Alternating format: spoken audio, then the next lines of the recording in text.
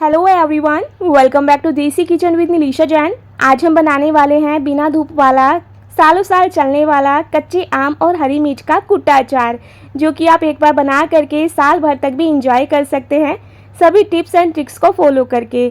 सबसे पहले कुट्टा अचार बनाने के लिए हमें मोटी मिर्च लेनी है और साथ में कच्चे आम लेने हैं।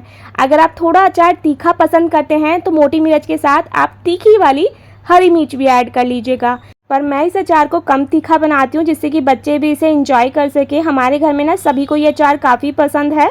तो बस हमने मोटी मिर्च को अच्छे से वॉश करके सुखाने के बाद डंठल निकालने के बाद चॉपर में डाल करके रफली चॉप कर लिया है। इसी तरीके से मैंने 1 केजी कच्चे आम को भी अच्छे से वॉश करके सुखाने के लिए रख दिया था। सूखने के बाद ही आप इस अचार को बनाइएगा, नहीं तो आपका अचार ख़राब हो जाएगा, इस बात का ध्यान रखिएगा।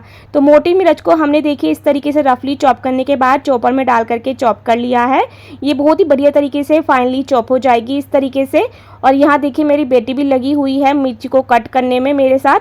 तो बस साइड बाई साइड हमारा इस तरीके से चॉपर में डाल करके हमने हरी मिर्च को और कच्चे आम को इसी तरीके से चॉप करना है। आप चाहें तो कच्चे आम को आप बिना छीले भी चॉपर में डाल करके चॉप कर सकते हैं, पर मैंने ना छील करके ही कच्चे आम को भी चॉप किया था। तो हरी मिर्च को हमने इस तरीके से 2 से 3 बैचेस में चॉप कर लिया था। चॉपर में ना बहुत ही फाइनली ना हरी मिर्च चॉप हो जाती है, ना तो बहुत ज़्यादा मोटी होती है ना ही बहुत ज़्यादा बारीक हो जाती है। एकदम परफेक्ट दरदरा सा ना टेक्सचर तैयार हो जाता है हरी मिर्च का। इसी तरीके से हम कच्चे आम को भी अच्छे से सुखाने के बाद इसका इस तरीके से ऊपर से पार्ट हटा देंगे और छील करके इसको भी चॉपर में डाल करके दरदरा सा चॉप कर लेंगे। अगर आपके पास चॉपर नहीं है तो आप इसकी जगह मिक्सी जार का भी यूज़ कर सकते हैं, पर मिक्सी जार में ना बहुत ज़्यादा फाइन हमें इसकी चटनी नहीं बनानी है, थोड़ा दरदरा से ही पीस करके तैयार करिएगा। सारे कच्चे आम को छील करके हमने पल्प को गुठली से अलग कर लिया है और अब हम इस पल्प को चॉपर में डाल करके दरदरा सा चॉप कर लेंगे। आप चाहें तो आप छिलके सहित भी कच्चे आम को चॉप कर सकते हैं, पर मुझे थोड़ा छिलका मोटा लग रहा था इसलिए मैंने छील लिया है। और अगर आप इंस्टेंट में अचार खाना चाहते हैं, बनाना चाहते हैं, तो आप छिलका छील करके ही इस अचार को बनाइएगा, जिससे कि आप इंस्टेंट में ही अचार को तैयार करके इंजॉय कर सकते हैं। तो सारे पल्प को हमने इस तरीके से तैयार कर लिया है और गुठली से अलग कर लिया है। सारे पल्प को अब हमें चॉपर में डाल करके चॉप करना है।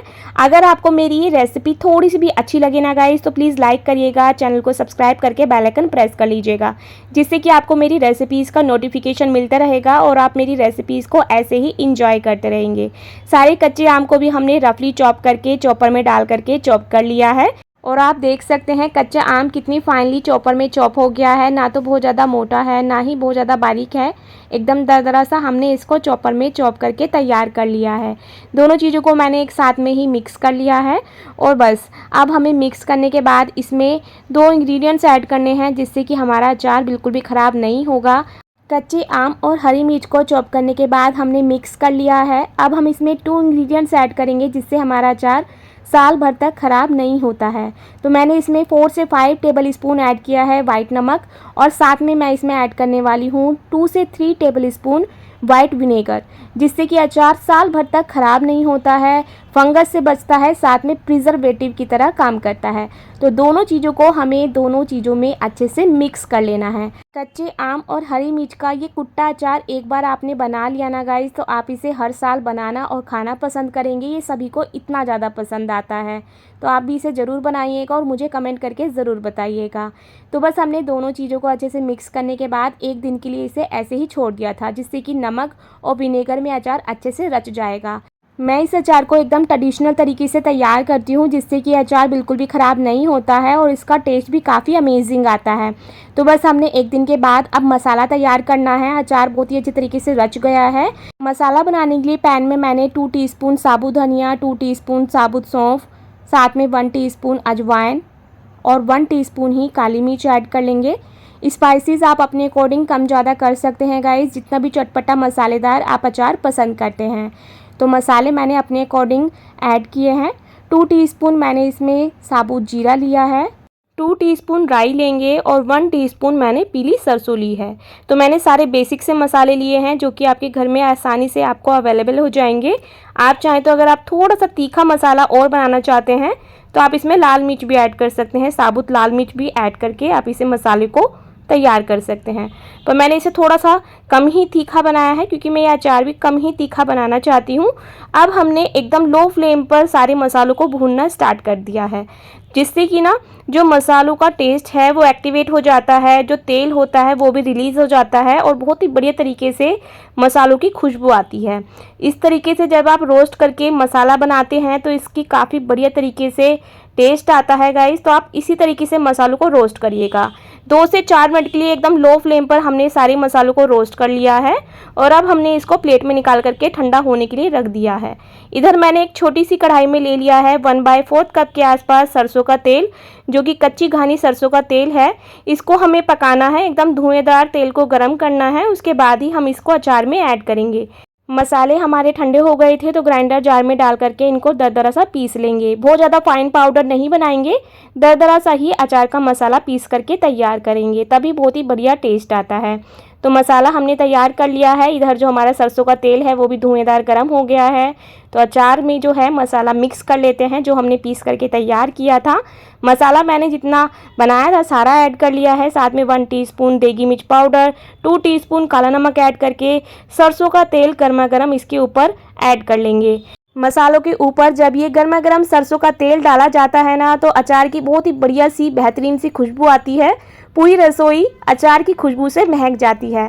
तो बस हमने इस तरीके से तेल डालने के बाद मिक्स कर लिया है। साथ में मैंने 1/2 टीस्पून हींग भी ऐड किया है, हींग डालना मैं भूल गई थी गाइस। और साथ में मैंने इसमें 1 टीस्पून हल्दी भी ऐड किया था, तो वो भी आप ज़रूर ऐड करिएगा। थोड़ा सा मुझे देगी मिर्च पाउडर कम लग रहा है तो मैंने 1 टीस्पून देगी मिर्च पाउडर और ऐड कर लिया है। सभी चीज़ों को मिक्स करने के बाद हमारा जो अचार का टेक्सचर है वो इस तरीके से तैयार हुआ है गाइस। आप इसका टेक्सचर देखकर ही पता लगा सकते हैं कि ये अचार कितना ज़्यादा यमी बना होगा। अगर आप भी ऐसे ही अचार खाना पसंद करते हैं तो आप इसे ज़रूर बनाइएगा और पूरे साल के लिए एंजॉय करिएगा। अब मैं इसमें एक स्मोकी फ्लेवर देने वाली हूँ, जिसके लिए मैंने कोयले को पहले से ही बहुत ही बढ़िया तरीके से गर्म कर लिया था। ऊपर से हम सरसों का तेल और 2 चुटकी हींग डाल करके जिस बोट में हमें इसे रखना है उसको हम उल्टा करके रख देंगे। बढ़िया सा धुआं इसमें भर जाएगा और धुएं में ही अचार को भर लेंगे, जिससे कि बहुत ही बढ़िया सा स्मोकी फ्लेवर आ जाएगा अचार में। अगर आपको स्मोकी फ्लेवर पसंद है तो आप इसे ज़रूर करिएगा। ऐसे करने से आपका अचार तो स्मोकी फ्लेवर होगा ही होगा, साथ में आपका कांच का बोर्ड भी सैनिटाइज हो जाएगा, जिससे कि सालों तक आपका अचार खराब नहीं होगा गाइस। तो इस तरीके से आपको साफ़ सुथरा बोर्ड लेना है, एकदम सूखा। उसको सैनिटाइज करने के बाद धुएं में ही अचार को भर करके रख लेना है। पूरे साल एंजॉय कर लीजिए। अगर आपको ये इंस्टेंट अचार की रेसिपी पसंद आई है तो बनाइए और कमेंट करके मुझे ज़रूर बताइए कि आपको ये अचार की सिंपल सी रेसिपी कैसी लगी। टेक्सचर तो आप देख ही सकते हैं कितना अमेजिंग आया है। तो बनाइए, खाइए, एंजॉय करिए। फिर मिलती हूँ नई नई मज़ेदार रेसिपी के साथ। जब तक ले bye bye, take care, thank you for watching.